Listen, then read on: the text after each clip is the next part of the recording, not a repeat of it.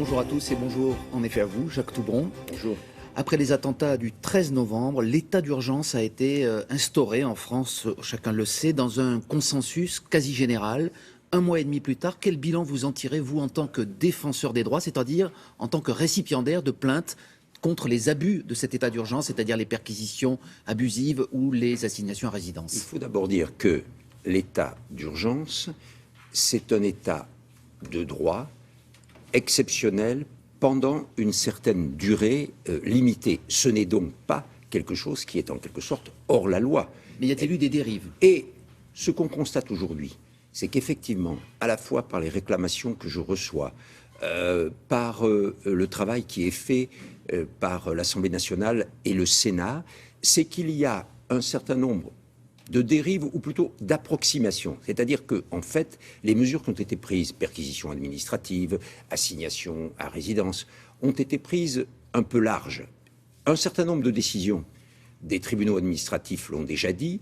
Le Conseil d'État a recommandé de prendre en compte la condition d'urgence. Elle l'a demandé au tribunal administratif.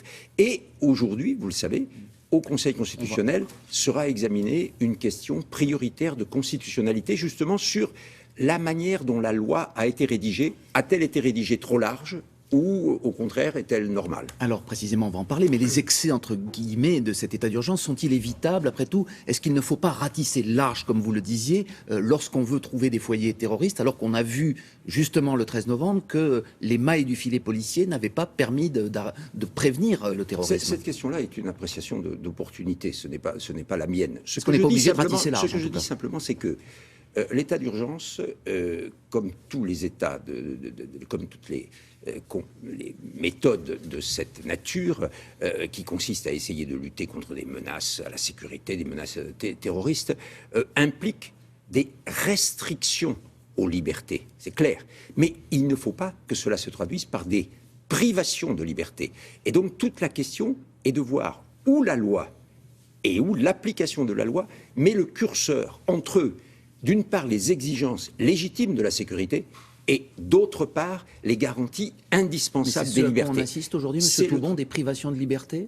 Non, je pense qu'aujourd'hui, la loi a prévu des restrictions de liberté, c'est la philosophie même de l'état d'urgence, et que la question est que, au fur et à mesure, on va s'apercevoir qu'il y a un certain nombre de cas dans lesquels les mesures qui ont été prises ont été excessives. Mais justement, la loi du 20 novembre a prévu que la justice administrative pourra examiner et annuler éventuellement un certain nombre de mesures. Monsieur Toubron, on avait reproché au gouvernement, après la première série d'attentats, au mois de janvier, de justement ne pas avoir instauré l'état d'urgence dès cette période et finalement d'avoir été un peu trop laxiste par rapport à ce danger terroriste qui peut expliquer en partie aussi la montée du vote des extrêmes. Est-ce que finalement, il n'y a jamais de bonne solution? Vous savez, quand on est dans une situation aussi dramatique, il est clair, j'ai été un homme politique avant d'être défenseur des droits, la responsabilité politique est très difficile. Et entre ce qui est trop et ce qui est pas assez,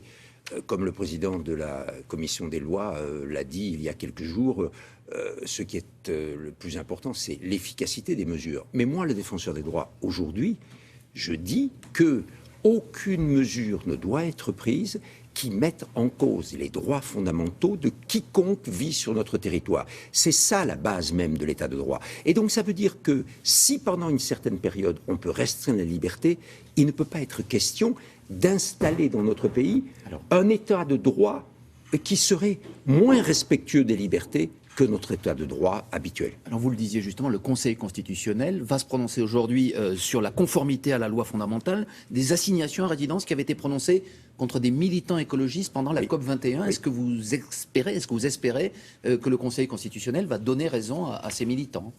Question prioritaire de constitutionnalité, c'est la possibilité pour tout citoyen, depuis quelques années, c'est récent, de soumettre au Conseil constitutionnel la conformité d'une loi à la Constitution à l'occasion d'un litige devant un tribunal. Ça n'existait pas avant. Donc le Conseil constitutionnel va dire si la loi est suffisamment précise et si elle introduit une restriction à nos libertés qui n'est pas anticonstitutionnelle ou bien le contraire.